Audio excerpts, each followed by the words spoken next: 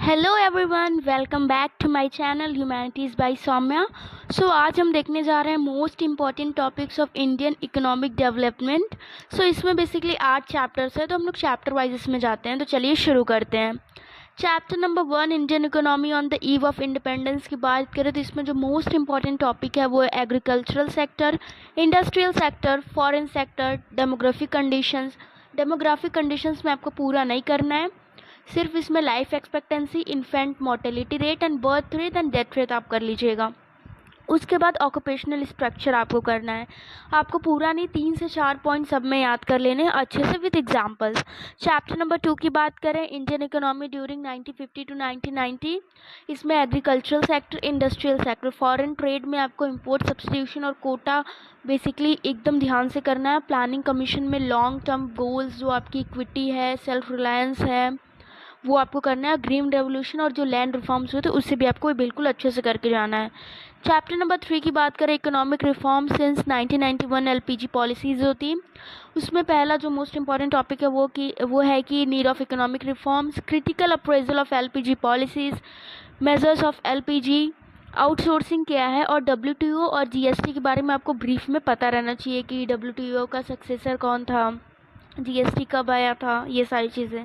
Chapter number 4 की बात करें, ह्यूमन कैपिटल फॉर्मेशन, तो इसमें सबसे पहले हमें role of human capital formation पता रहना चाहिए, sources of human capital formation पता रहना चाहिए, problems of human capital formation पता रहना चाहिए, फिजिकल और ह्यूमन कैपिटल में क्या डिफरेंस है वो पता रहना चाहिए, साथ ही साथ रिलेशन पता रहना चाहिए ह्यूमन कैपिटल फॉर्मेशन और इकोनॉमिक ग्रोथ के बीच में। चैप्टर नंबर 5 की बात करें, रूरल डेवलपमेंट इन इंडिया, तो इसके क्या मेन की इश्यूज़ है वो हमें पता रहना चाहिए। एग्रीकल्चरल मार्केटिंग, उसमें क्या मेन इश्यूज़ है और गवर्नमेंट के मेजर्स है वो हमें अच्छे से करके जाना है। एग्रीकल्चर डाइवर्सिफिकेशन में क्या क्या चीज़ें हैं, ऑर्गेनिक फार्मिंग में क्या है। उसके अलावा रूरल क्रेडिट आप करके जाएंगे। रूरल क्रेडिट में जो एक मोस्ट इंपॉर्टेंट है वो है सेल्फ हेल्प ग्रुप, आपको अच्छे से करके जाना है। नाबार्ड और तनवा भी आप अच्छे से एक बार देख लेंगे क्योंकि उससे भी एमसीक्यू फॉर्मेट में और शॉर्ट में क्वेश्चंस पूछ लिए जाते हैं। चैप्टर नंबर 6 की बात करें, एम्प्लॉयमेंट, तो इसमें बेसिकली हमारे पास 5 मोस्ट इंपॉर्टेंट टॉपिक है। फर्स्ट है कैजुअलाइजेशन ऑफ वर्कफोर्स, सेकंड है इनफॉर्मलाइजेशन ऑफ वर्कफोर्स, उसके बाद जॉबलेस ग्रोथ क्या होती है, टाइप्स ऑफ अनएम्प्लॉयमेंट, आपको ज़्यादा नहीं सिर्फ 3 करने जो हमारे बुक में दिए हैं, और गवर्नमेंट ने क्या क्या मेजर्स लिए हैं अनएम्प्लॉयमेंट को दूर करने के लिए, जैसे मनरेगा है और भी काफ़ी स्कीम्स है, उसके बारे में हमें अच्छे से पता रहना चाहिए। चैप्टर नंबर 7 की बात करें तो इन्वायरमेंट एंड सस्टेनेबल डेवलपमेंट, इसमें हमें एब्जॉर्बिंग कैपेसिटी और कैरिंग कैपेसिटी बिल्कुल क्रिस्टल क्लियर रहना चाहिए। टॉपिक 3 जो सबसे इंपॉर्टेंट है वो स्ट्रैटेजीज क्या क्या थी सस्टेनेबल डेवलपमेंट की, एफ्लुएंट ट्रैप क्या होता है, और डिमांड सप्लाई रिवर्सल क्या चीज़ है वो हमें अच्छे से करके जाना है।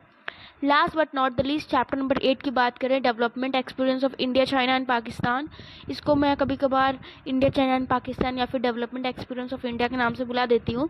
इसमें आपको mostly great leap forward, great proletarian culture जो चाइना में हुआ, तो आपको एकदम अच्छे से पता रहना चाहिए क्योंकि 2-3 साल से इस पर लॉन्ग क्वेश्चन आ रहा है, तो आपको अच्छे से करके जाना है। इकोनॉमिक रिफॉर्म जो तीनों कंट्रीज़ में हुआ था, कब कहाँ पे एलपीजी पॉलिसीज़ आई थी, आपको अच्छे से याद रहना चाहिए विद डेट्स। लिबर्टी इंडिकेटर्स क्या है, one child policy India China में कब आई, कब हटाई गई, 2 चाइल्ड पॉलिसी कब आई, और उसके बाद कंपैरिजन और कॉमन स्ट्रेटेजी क्या थी डेवलपमेंट की इंडिया, चाइना और पाकिस्तान में, आपको बिल्कुल अच्छे से पता रहना चाहिए। सो ये है हमारे मोस्ट इंपॉर्टेंट टॉपिक्स हैं, इसको आपको बिल्कुल अच्छे से करके जाना, आप इसे छोड़ नहीं सकते हैं। And secondly, Indian economic development की जो बुक है वो पूरी एकदम स्टोरी फॉर्मेट में है क्योंकि कुछ स्टार्टिंग के चैप्टर्स में उस प्रॉब्लम्स दिए गए हैं, बाकी आगे के चैप्टर्स में सॉल्यूशंस दिए गए हैं, तो आपको एकदम अच्छे से याद होना चाहिए। इसके लिए आप चैप्टर्स को बार बार पढ़ सकते हो, एक स्टोरी की फॉर्मेट में उसको याद करो। उसके अलावा ज़्यादा प्रॉब्लम हो रही है तो आप यूट्यूब वीडियोज़ प्रेफर कर सकते हो। एंड आंसर राइटिंग प्रैक्टिस आपको करना ही करना है, उसको आप इग्नोर नहीं कर सकते हो।